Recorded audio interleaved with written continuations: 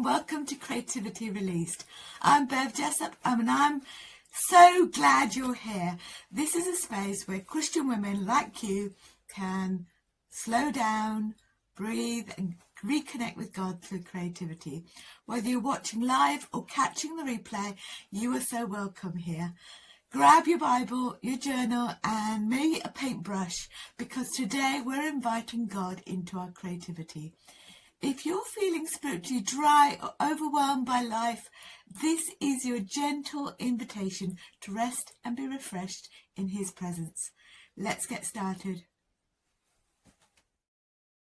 Well, hello everyone. I'm so excited that you're here. So on this episode, I wanted to give you 3 steps to your creativity, 3 creative ways to connect with God, to reconnect with God. Because, sometimes we do fall out of connection with God, and it's a relationship. Having a relationship with Jesus requires communication, but sometimes we actually do struggle with communicating. We might be going through a really difficult time. So if you are a Christian woman who's feeling emotionally drained, you're feeling spiritually distant, and you're just creatively stuck, but you like using your creativity, then this episode is for you. So grab your journal. I've got my one here. I haven't got my pen today, but maybe you just want to have a pen and sketch something out as you listen to this episode. So the first thing I want you to think about is recognizing the season you're in. We all have different seasons of our lives, whether we're a mother kind of trying to sort out all the toddler years and the tantrums, or whether we're the teenager working with teenagers. Maybe we're working full-time, we're part-time, maybe we're a stay-at-home mum, maybe we're planning our retirement. All of these different seasons have different emotions that come about, and I want this episode to be not of judgment, okay? Because so much we can kind of judge ourselves and kind of think, oh, I'm not good enough. I'm not picking my Bible up enough, and I'm not studying the Word enough. And I don't believe in enoughness, because Christ died on the cross whilst we were sinners. We weren't enough, but He still died on the cross. So spiritual dryness is real, and you're not alone. It doesn't mean God is distant. It means you're being invited to dig deeper roots. So I know that when I was constantly serving others, giving out as a speech therapist, giving out to my clients, giving out to other speech therapists, I was helping them with their private practice, or giving out to my kids. They're all grown up, but even so, you still give out to them, to my husband, to running a home, running a business, running things in church, and then I had, on top of that, I had grief. I had my dad dying, my brother having problems, issues, lots of different things going on. And I was exhausted. I found it really hard to pray. So I just want you to know that this happens to everyone. It's not something that people talk about in church. You might go to a church, and I know I've been to a church where you put on your churchy face, like a happy smile, and everything's hunky-dory, and really deep down you're feeling lost. You're feeling, am I the only one who kind of feels like this? All I want to do is cry. And you might be around lots of spiritual leaders or strong believers, but it doesn't mean that it doesn't happen to them too. There are people who really struggle, but they don't share it. And I believe in being authentic, being real. So when you are feeling like that, spiritually dry, it's often a signpost. It's often a sign not to It's not a stop sign. It's like, what else can you find? So it might be just picking up your Bible and think on these verses. I want you to think about these verses. For I will pour water on the thirsty land. That's Isaiah 44 verse 3. I will pour water on the thirsty land. What does that mean to you? You know, how does that affect you when you are reading that verse or listening to this now? Maybe you might want to pause this video and get out your journal and write. Just write whatever comes to your mind, and God will meet you there. Let's think about the other verse. My soul thirsts for God. Psalm 42, 2. What does that verse mean for you? Pause this video and think about it. Maybe you might be saying, God, I feel really thirsty for you. I don't know where you are. And I just want to meet you. Be real. Tell him all the things. Tell him about I can't connect with these people at church, or I can't connect with people at work, or whatever it is. Just be real with him. He knows and he cares. And the next one is, I will refresh the weary and satisfy the faint. Jeremiah 31 verse 25. I will refresh the weary and satisfy the faint. You know, we do get tired, not just physically tired. We can get spiritually tired. We can get financially tired. We can get mentally tired, emotionally tired. Mental health is really something that really, speaks to me strongly, because I've been down, I've been depressed, I've had people in my family. Mental health is a big issue in lots of families, but it's something that people don't talk about, and yet it happens to 1 in 4 of us. So why don't we talk about it? It's real. We should be talking about it more in church, because it's real. Okay? People do get depressed, and we need to be there for them. We don't need to judge them. We need to be there and pray for them and tell them it's okay. We're here for you. We're not judging you. Okay? So I know there have been times when I've shown up for others while actually my own well is empty. And that's burnout. Burnout and busyness kept me from God while I was doing the good things. I was doing all the things in church, like prayer ministry, house group, having people around, inviting them around, even though they never invited me around, trying to do all the good things. And yet I was giving. I wasn't really giving to myself, not really giving to God either in a real way. So that's the first thing, is just recognizing the season you're in, and let them know that dryness, I just want you to know that dryness is like a setup for deep roots to grow. Much like a tree in a drought learns to, when there's drought, the roots will go finding wherever the water is, deep, to keep alive. And that's what you need to do. Find a way of replenishing that tiredness. Right, number 2 is return to your creative connection. God will speak through colors, through symbols, through stillness, and just through the process of being creative. It doesn't need to be perfect.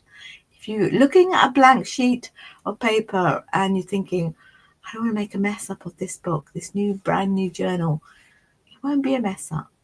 Just write whatever you want to write, any words that come to you.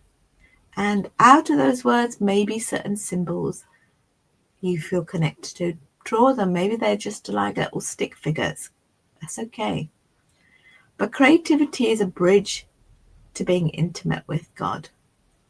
So Creativity is not about talent. Even if you can't even draw a stick man, it's not what it's about. It's about being real, being authentic, being tender, having those times of tenderness with God. Because God designed you to express and to receive in more ways than just words. And sometimes we, had someone tell me today that she finds it hard to actually say the words or write the words down. And then, drawing comes to her first and the words come afterwards. So when words are hard to pray, maybe color comes to you first. Maybe you get some color and then that can be your form of prayer. I tell the story of how, I was burnt out and I cried for 3 hours. And after that time, I said to God, what do you want me to do? And I got a paintbrush and I painted sort of greys and purples and pinks, all sort of like a blodge. It looked like a bruise. And he said, you are bruised, you're broken. And I want to turn your mess into my message. And that was a form of prayer. I then started looking up verses and things like that. So you can start with a brushstroke and return to that connection with him. So pick up your journal, okay? Pick it up and, just tell him what is going on in your mind, Do the tears, do the doubts, do the silence even, because God is there. He is there. As it says in the Bible, be still and know that I am God. Psalm 46, verse 10. So I want you to think, maybe pause this video now and think, where did you feel closest to God before the dryness? What creative activity made your soul feel alive? Was it watercolors? Was it colored pencils? Pause this video and think, what was that all about? By the way, if you're enjoying this, I'd love to invite you to my next Creative Calm workshop. It's totally free and happening live on YouTube. And it's designed to help you pause, reflect, and create from a place of peace and purpose. We'll explore a beautiful Bible-based journaling theme together, and you'll walk away with your own piece of artwork and a deeper connection to God. You can sign up right now at christianartjournaling.com/workshop. It's perfect if you're feeling burnt out, spiritually stuck, or just want to experience God through creativity. Don't miss it. Okay, so now the next one, number 3, is prayer journaling. Okay, so I'm just going to find my notes for that. So we've got 3 ways of reconnecting with God. Okay, so prayer journaling is a time to sort of listen and receive. And how it works is that it helps you slow down the noise in your mind. Sometimes I find it really hard to verbally pray, but I find it easier to actually pray with a pen. And it just creates a space for an honest dialogue with God. I mean, sometimes it might be just really scribbles if I'm feeling really angry. So have a think about these simple questions like, what do you want me to do? What do you want me to know, Lord? And I've written that down sometimes. What lies am I believing? What truth do you want to speak over me now? I write those questions down and I just wait. Maybe you want to put a timer on or something like that and just wait. Don't think about your spelling. Don't think about your neatness. Don't think about your handwriting or anything like that. Just write. Just write. Let it be messy. Let it be raw. Maybe you might write just 3 words like, I feel empty. And then you might hear something back saying, I am the living water. Write that down. Whatever he's telling you, write it down. As it says in Jeremiah, verse 33, verse 3, Call to me and I will call to you. Right, the next thing, another way of doing it is I call it spirit sketch method. Okay, spirit-led sketch method. It's my method. Basically how it works is we start off with writing, and then from the writing we do a sketch, and from the sketch we then create some art. Okay, so it's a 3-step process.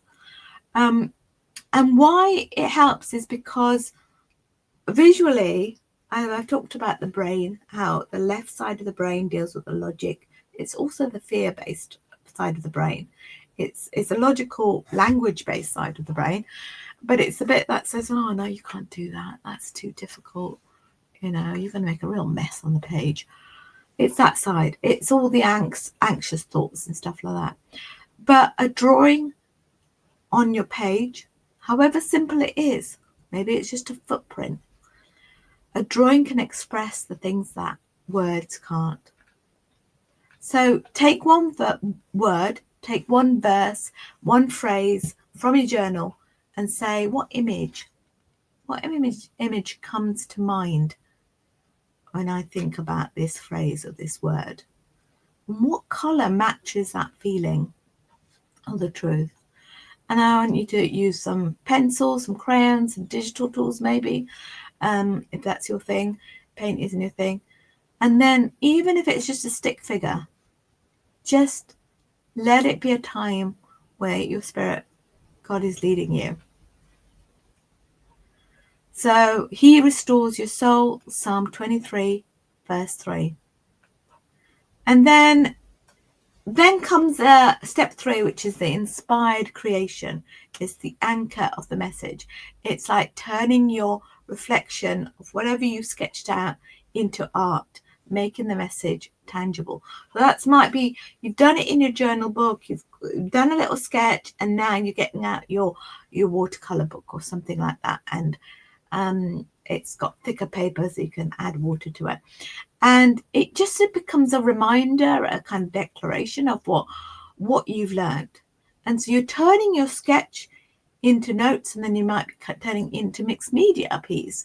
Maybe you might find some music sheets, maybe some scraps of fabric, or a Bible verse or something like that. You might have a frame, you might get some glue and just get it all messy and just have a bit of fun. Okay, you don't aim for it to be pretty, just aim to be present with God. And so use whatever you have, because God honors that intentionality and not the perfection, just you being there in his presence. So you might be tearing up bits of paper, brown paper, and maybe you might be using some gold ink to represent that beauty from the brokenness, a bit like kintsugi. And it makes me think about that verse in Habakkuk 2, verse 2, write your vision and make it plain. So, final encouragement, you're not too far away from God. Okay, you're not too far gone. God is not angry with your distance. He's gently pulling you back. And he doesn't need you to be perfect. He just needs you to be present. And this season is not a punishment, it's a preparation.